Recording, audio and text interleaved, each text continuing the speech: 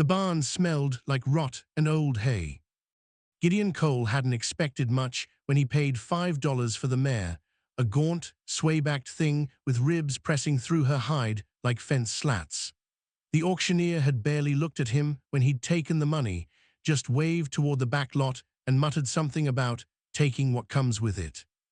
Gideon figured he meant a saddle, maybe a bridle. He didn't figure he meant a boy.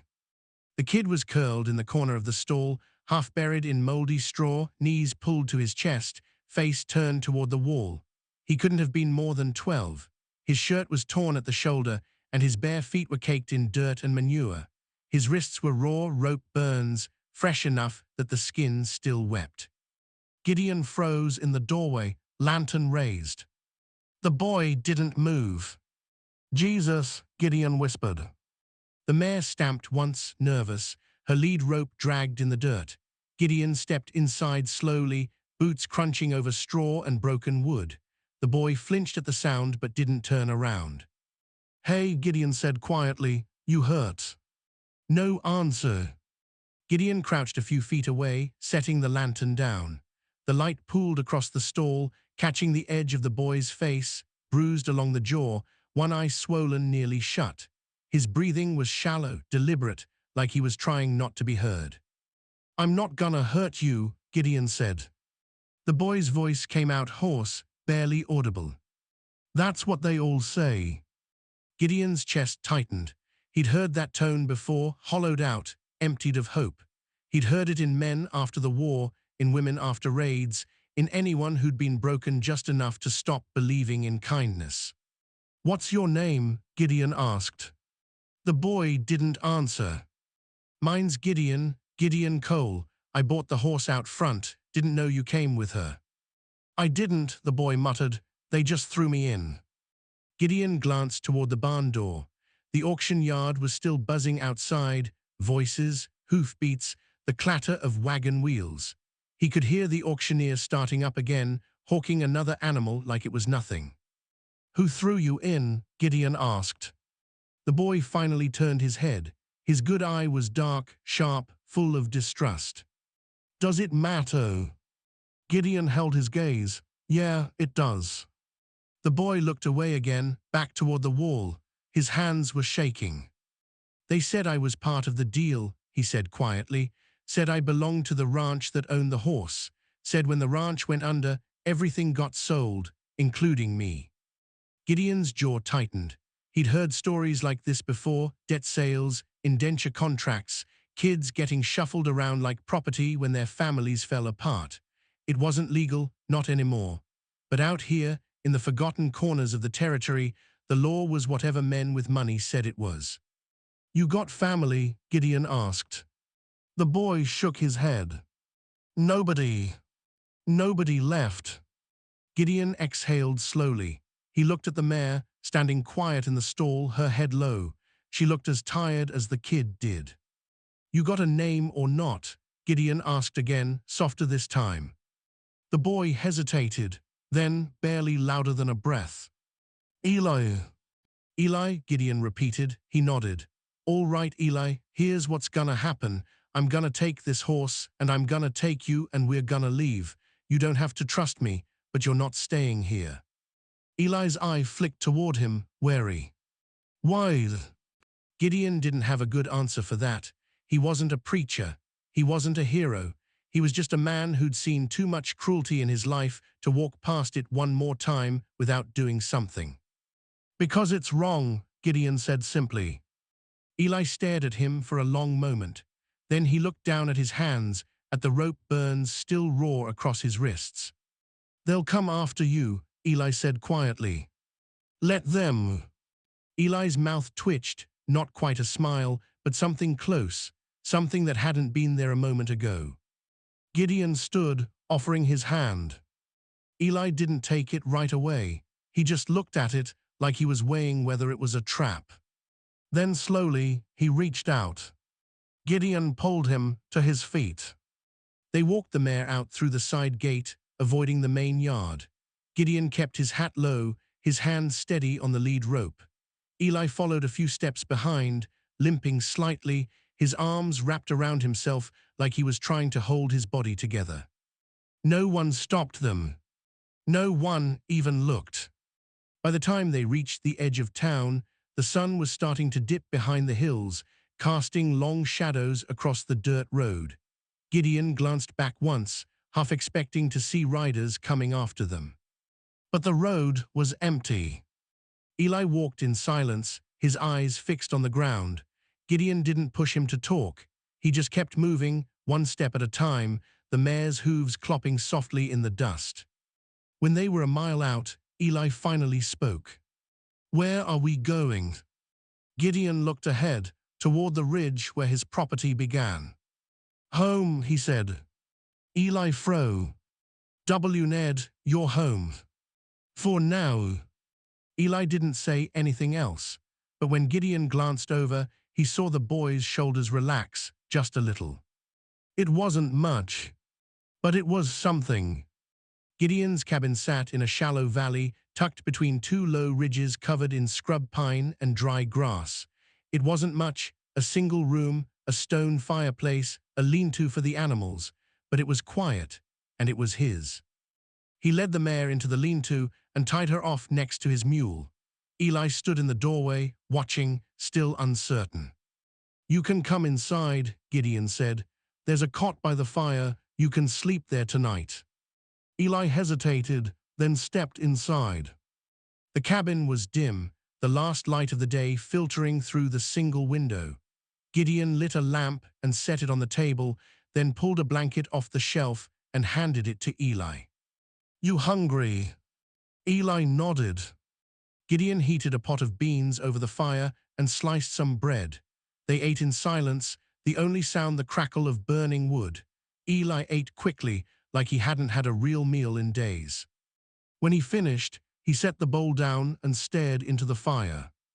"Why'd you really buy me?" he asked quietly. Gideon looked up. "I didn't buy you, I bought a horse." "Same thing." "No," Gideon said firmly, "it's not." Eli's jaw tightened. "You don't even know me." "Don't have to." Eli shook his head, frustrated. People don't just do things for nothing, everybody wants something. Gideon set his own bowl aside and leaned back in his chair. He studied the boy for a long moment, the bruises on his face, the hollow look in his eyes. "Maybe I do want something," Gideon said quietly. Eli looked up, wary. "Maybe I want to do something right for once," Gideon continued, "because I spent too long doing nothing." Eli frowned. "What do you mean?" Gideon exhaled slowly. He hadn't planned on saying it, hadn't planned on digging up the past, but the words were already rising and he couldn't stop them. "You said your family's gone," Gideon said. "What happened to them?" Eli's expression darkened. "They died." "How?" Eli clenched his fists. "Does it matter?" "Yeah," Gideon said, "it does." Eli was quiet for a long time. Then, in a voice barely above a whisper, "Raiders came, 5 years ago, burned our house, killed my pa, my ma died a year later, fever. After that I got sold to the ranch." Gideon's chest tightened. He knew that story. He'd heard it a dozen times during the war and after, but this time, something about it felt familiar. "Where was your house?" Gideon asked carefully. "East Valley, near the old mission." Gideon went still. "East Valley, near the old mission." He knew that place. He'd been there. 5 years ago. Eli was watching him now, his expression shifting from confusion to suspicion. "You know something," Eli said. Gideon closed his eyes. His hands gripped the edge of the table. "I was there," he said quietly. Eli's breath caught. "What?" 5 years ago, I was riding with a group. We were tracking a gang that had stolen cattle from a ranch up north. We followed them to the East Valley." Eli stood up, his voice rising. "You were there." "I didn't know what they were planning," Gideon said quickly. "I swear to God, I didn't know. We were just supposed to get the cattle back. But when we got there, some of the men, they got angry. They said your family was hiding the thieves. I tried to stop them, but..." But you didn't, Eli said, his voice shaking. You just watched. Gideon looked up at him, and for the first time in years, he felt the full weight of his shame. Yeah, he said hoarsely, I watched. Eli's hands were trembling, tears streaked down his face, but his voice was hard as iron. You let them die. I know. And now you think you can make it right. Gideon didn't answer, because he knew there was no answer. Nothing he could say would change what he'd done, or what he hadn't done. Eli turned away, his shoulders shaking. I should have left, he whispered. I should have stayed in that barn. No, Gideon said firmly, you shouldn't have. Eli spun around, his face twisted in anger and grief. Why? So you can feel better, so you can pretend you're a good man. I'm not a good man, Gideon said, but I'm trying to be better than I was. Eli stared at him, his breath coming in ragged gasps. I don't forgive you, he said. I don't expect you to. They stood there in the dim light, the fire crackling between them. Finally, Eli sat back down. He didn't look at Gideon. He just stared into the flames. I'll leave in the morning, he said quietly. You don't have to. Yeah, Eli said, I do. Gideon didn't argue. He just nodded and turned toward the window. Outside, the wind was picking up.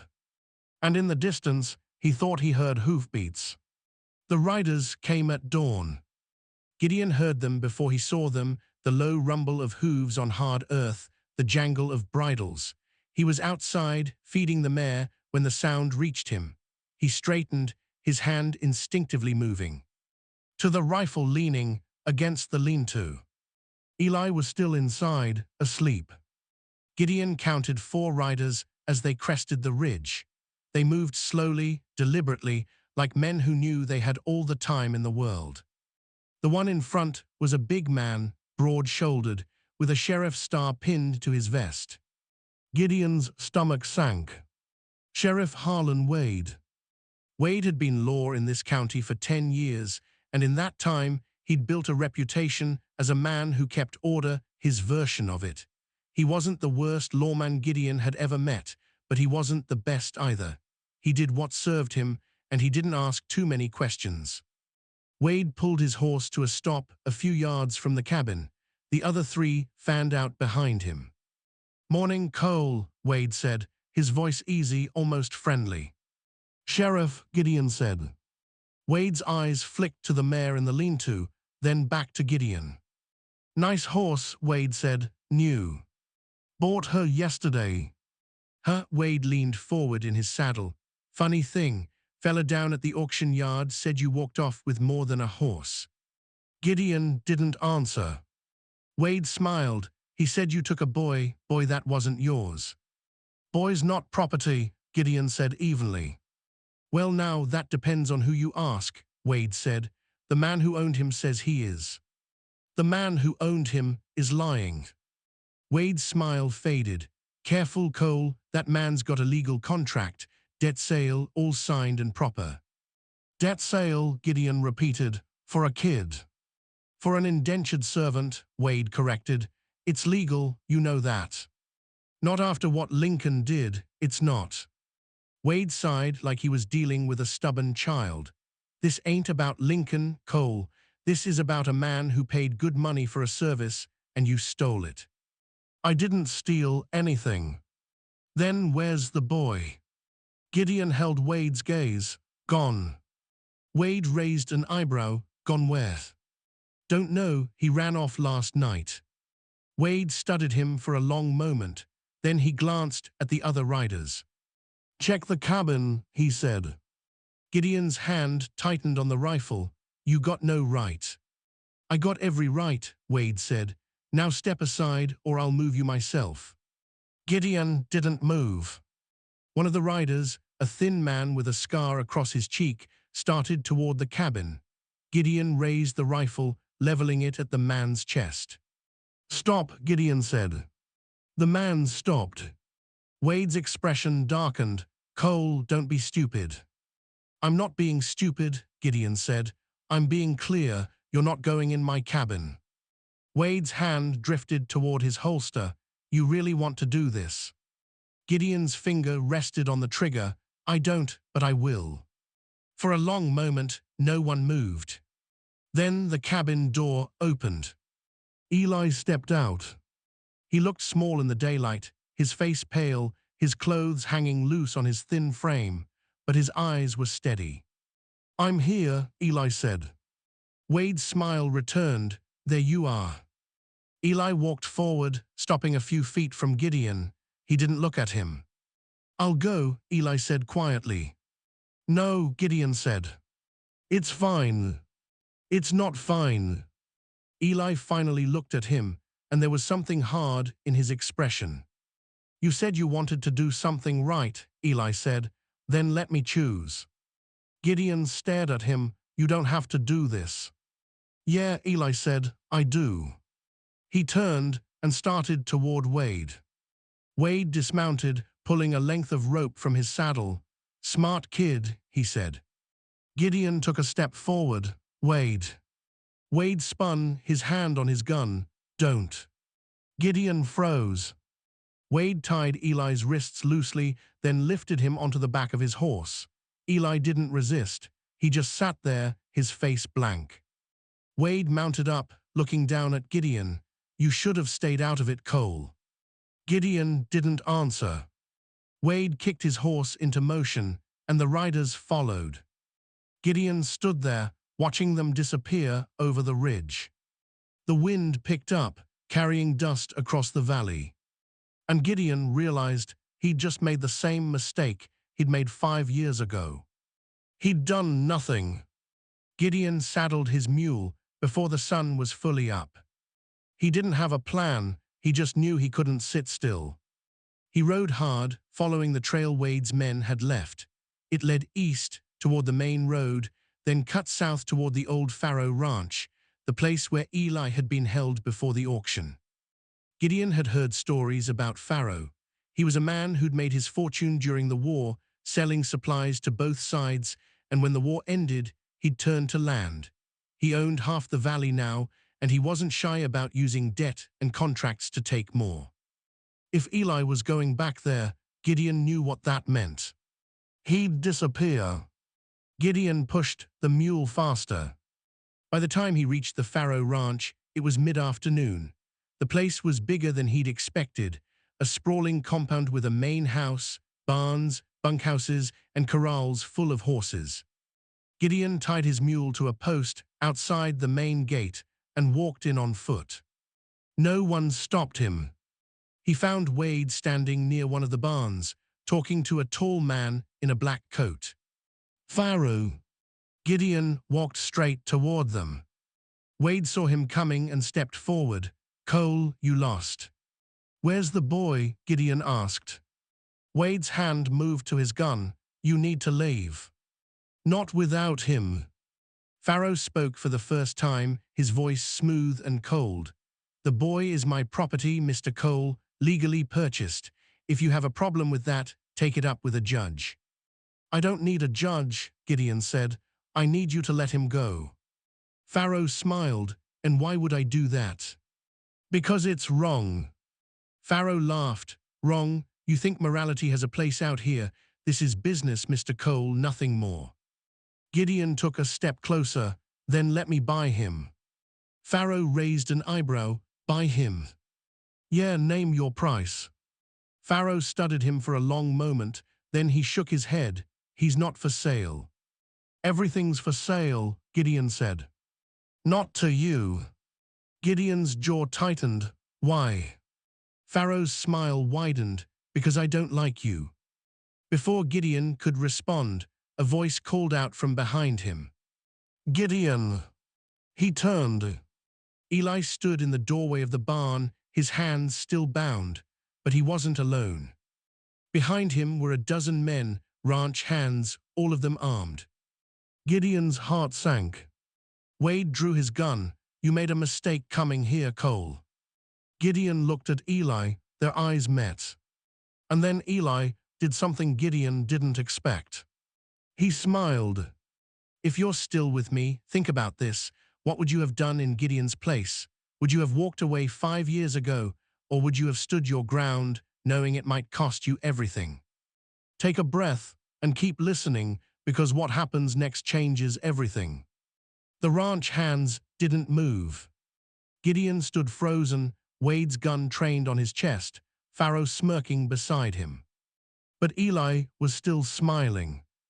And then, from behind the ranch hands, another voice spoke. "Lower your gun, Harland." Wade turned, his expression shifting from confidence to confusion. An older man stepped through the crowd, gray-haired, weathered, with a limp in his right leg. Gideon recognized him. His name was Tom Birch, a former Union officer who'd settled in the valley after the war. He owned a small spread to the north, and he had a reputation for being fair. Wade frowned. "Tom, this ain't your business." "It became my business when you rode onto Pharaoh's land with a boy in chains," Tom said evenly. "A boy who's got no legal contract." Pharaoh's smile faltered. "The contract's signed."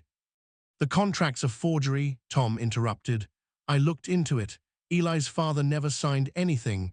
The debt you claim he owed doesn't exist." Pharaoh's face darkened. "That's a lie." "No," Tom said, "it's not." He pulled a folded paper from his coat and held it up. "This is a copy of the land records from 5 years ago. The Braddock family, Eli's family, owned their land free and clear. No debt, no liens. You made it up, Pharaoh, just like you've done with a dozen other families." The ranch hands shifted uncomfortably. Wade lowered his gun slightly. "Tom, if you're wrong." "I'm not wrong," Tom said. He looked at the ranch hands. "And I'm guessing most of you boys know it. You've seen what he does. You've watched him use the law to steal land, sell kids, and line his pockets." One of the ranch hands, a young man with sandy hair, looked at Pharaoh. "Is that true, Mr. Pharaoh?" Pharaoh's jaw tightened. "Get back to work." The young man didn't move. Neither did the others. Tom stepped forward. "Pharaoh, you've got two choices. You can let the boy go and we'll call this done, or we can take this to a federal judge and you can explain why you've been running illegal indenture contracts in a territory where they're banned." Pharaoh's hands clenched into fists, but he didn't say anything. Wade holstered his gun. "Tom, if this gets out." "It's already out," Tom said. "Half the valley knows what's been happening here. They've just been too scared to say anything, but that ends today." Wade looked at Pharaoh, then at Tom. Finally, he nodded. "Cut him loose," Wade said quietly. One of the ranch hands stepped forward and sliced through the rope binding Eli's wrists. Eli rubbed his wrists, staring at Pharaoh. Pharaoh glared back at him, his face red with rage, but he didn't move. Tom walked over to Gideon. "You did a good thing, Cole, even if it was a stupid way to do it." Gideon let out a shaky breath. "Didn't feel good." "Never does," Tom said, "but it was right." Gideon looked at Eli. "You okay?" Eli nodded. His smile was gone, but there was something softer in his eyes. "Yeah," Eli said quietly, "I'm okay." They rode back to Gideon's cabin in silence. The sun was setting by the time they arrived, casting the valley in shades of gold and red. Gideon unsaddled the mule and led her into the lean-to. Eli stood by the door, watching. "You don't have to stay," Gideon said. "Tom said he'd help you find a place. Family, maybe, somewhere safe." Eli looked at the cabin, then back at Gideon. "What if I want to stay?" "Gideon." And paused. "Here." "Yeah." "Why?" Eli shrugged. "I don't know. Maybe because you didn't leave me in that barn. Maybe because you tried to do something right, even if you messed it up the first time." Gideon's throat tightened. "I don't deserve that." "Maybe not," Eli said, "but I'm staying anyway." Gideon looked at him for a long moment, then he nodded. "Okay." Eli stepped inside the cabin. Gideon followed, closing the door behind them. Weeks turned into months. Eli healed slowly. The bruises faded. The rope burns scarred over. He learned to work the land, to tend the animals, to fix fences and mend leather. Gideon taught him what he could, and in return, Eli reminded him what it felt like to care about something again. They didn't talk much about the past. There was no need. The ghosts were still there, but they didn't rule the present anymore. One evening, as the sun dipped below the ridge, Eli sat on the porch, whittling a piece of wood. Gideon sat beside him, watching the light fade. "You ever think about leaving?" Eli asked. "Every day," Gideon said. "But you don't." "No," Gideon said, "I don't." Eli looked at him. "Why?" Gideon thought about it for a long time. Then he said, "Because leaving won't change what I did, but staying might change what I do next." Eli nodded. He didn't say anything else. They sat there in the fading light, the wind moving through the valley, carrying dust and memory and the quiet promise of something better. And for the first time in 5 years, Gideon felt like he could breathe. Years later, people in the valley would tell the story of the man who bought a horse for $5 and found a boy in the barn. Some said it was luck. Some said it was fate. Gideon knew it was neither. It was just a choice. One choice made at the right moment by a man who'd spent too long making the wrong ones. And it was enough.